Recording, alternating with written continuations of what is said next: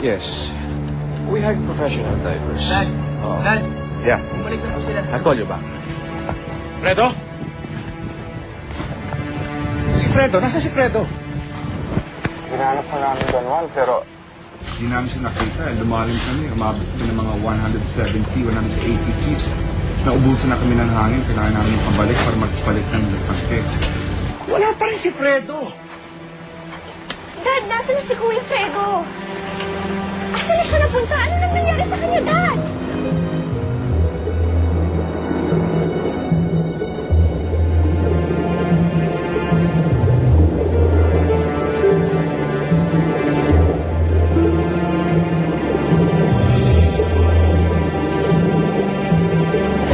Bossy?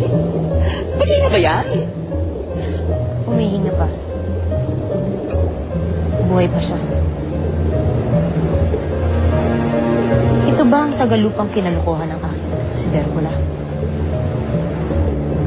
Siya nga po, mahal na rin si Fredo. Nasilayan ko na po ang kanyang mukha sa salamin ni Prinsesa Berbula. Kung gayon, ito rin ang lalaking iniibig ni Jezebel. Correct ka rin siya, mahal na rin Nandito na ang mga tagatugtog para sa ating kasal, Jezebel.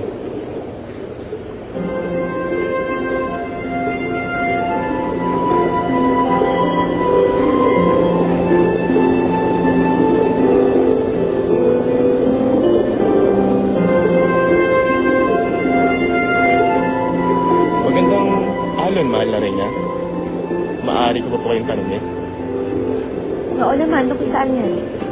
Tatanong ko lang po kung nagkita na kayo nung di kayo naghanap sa inyo kahapon. Dikya? Si Jelay? Opo, mahal na rin Pinapatanong niya po kayo sa akin kahapon, kaso po hindi ko na po siya napaunlakan.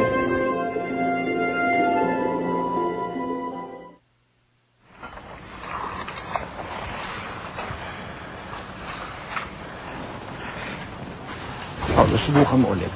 Fredo! Come in, Fredo! Fredo, come in!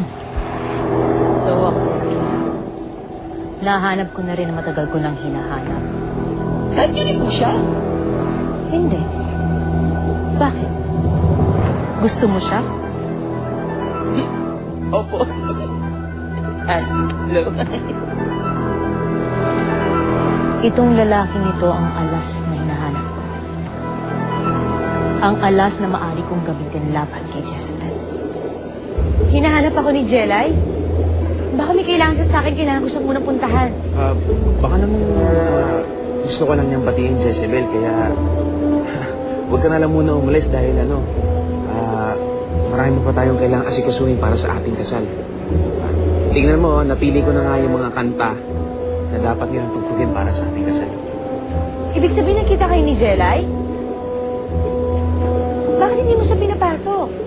Baka kailangan niya, kaya gusto niya ako makita. Kaya rin kailangan ko muna puntahan si Jelay.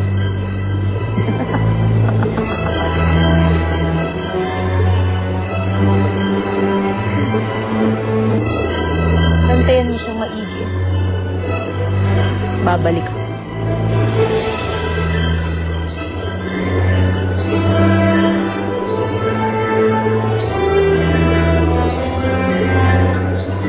Huwag mo na munang intindihin yun, Jezebel.